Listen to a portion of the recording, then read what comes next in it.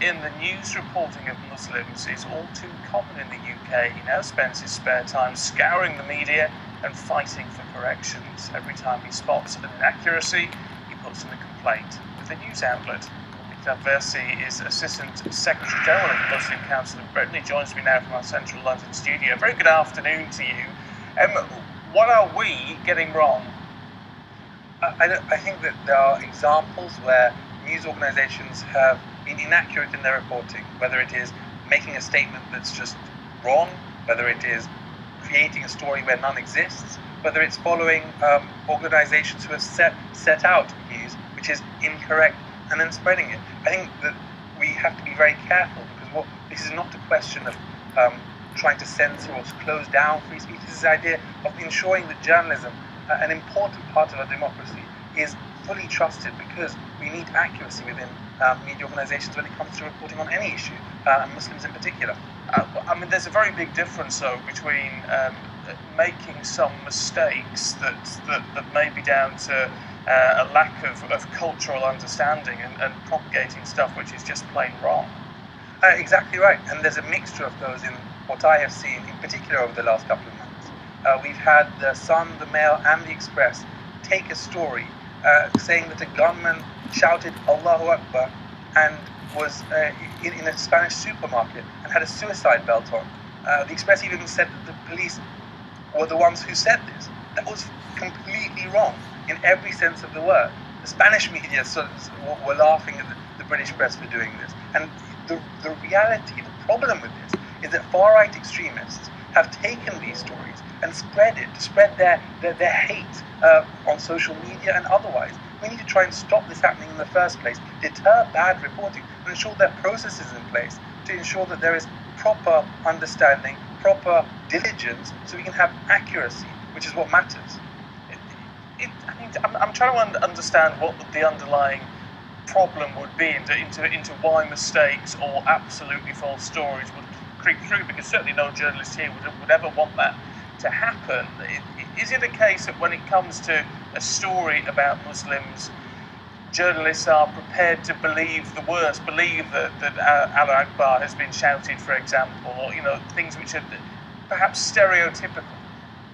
It's possible, but it's worth looking at that example. The Guardian and the Independent, BBC, Sky News, none of them reported this story, but the Sun, the Mail and the Express did. It's worth recognising that difference, and clearly there's some level of scrutiny or due diligence that's been done by some outlets which hasn't been done by others. And I think that we have to recognise this and note that, for example, the European Commission on Race and Inequality talked about the reckless reporting of some parts of the tabloid press, leading to hostility against Muslims in the UK. And that's a real challenge. We don't want a situation where there's hostility against any community group in the UK. That's not good for us. It's not good for the community cohesion of our country. And that's the real challenge we need to tackle to bring about a stronger country and a stronger journalism, which matters for our democracy.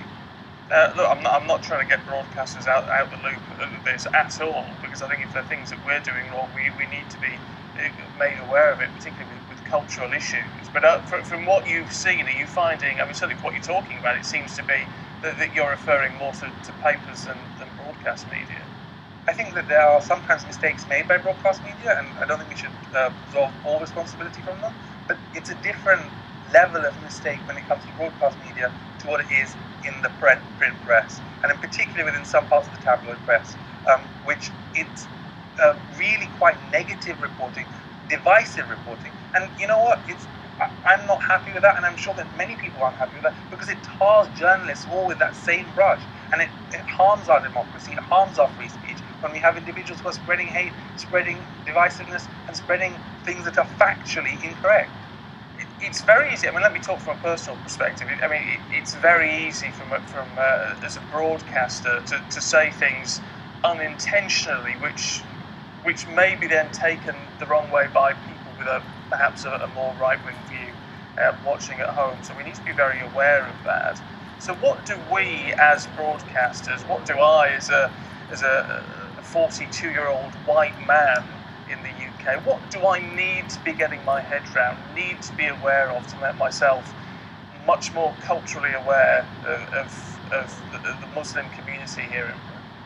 So I think that there are two elements. One is just normal due diligence, and I think that's something that most journalists and most broadcasters are very good at. Sometimes there's slip-ups, but it's just, don't make statements without knowing that there's a backup for them. Ensure that the research within the department is good, that feeds the work that you're doing. So I think that's one part of it, just ensuring that normal processes don't suddenly fall down when it comes to communities that you don't understand. If you don't understand something, don't say it. I mean, I think that's a very easy thing to get. Once we do understand it, make it clear. And I think, in particular, when it comes to breaking news stories, don't jump to conclusions without understanding. And I think that's something that many broadcasters have got very much better at right now than they were like 5 years ago.